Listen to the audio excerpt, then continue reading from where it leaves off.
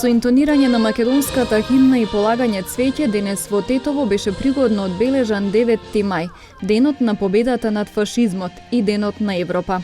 Пред споменикот на револуцијата цвеќе положија делегации на неколку институции, здруженија, политички партии и ученици.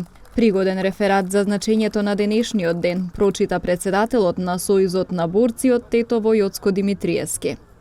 Оваа година се навршуваат 77 години од победата над фашизмот.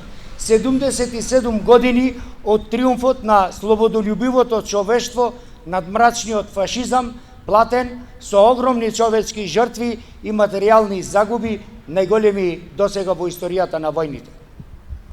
Појавата на фашизмот предизвика меѓунационална омраза, истакнувајќи ја својата нација над другите, а при тоа особено беа агресивни во надворешната политика со желби за територијални освојувања.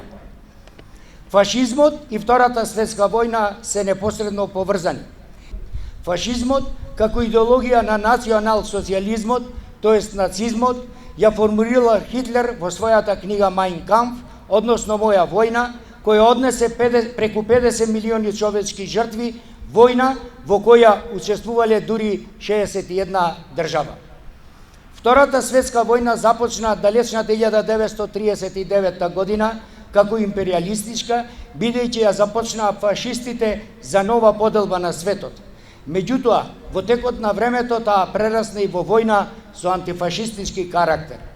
Втората светска војна беше пресудна и за судбината на македонскиот народ, кој пред војната беше национално угнетуван и обесправен од страна на неговите соседи, за да на крајот од виорот на војната излезе триумфално, создавајќи своја национална држава.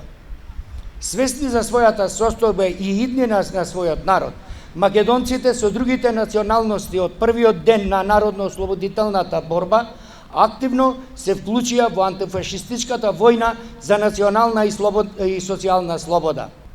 Фашизмот во светот беше поразен. Токму на овој денешен ден, далечната 1945 година, во Берлин, во главниот штаб на советската армија, беше подпишана безусловна и конечна капитулација на вооружените сили на Третиот рајх. На денешен ден беше поразено и победено најголемото зло на човештвото, фашизмот.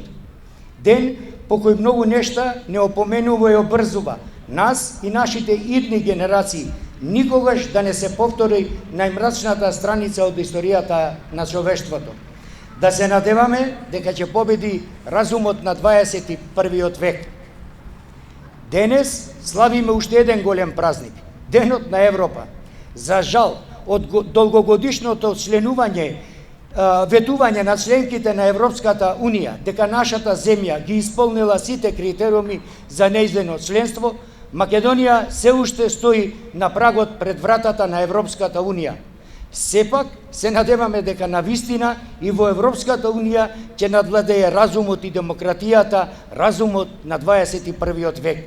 Нека ни е честит 9 мај, денот на победата над фашизмот и денот на Европа.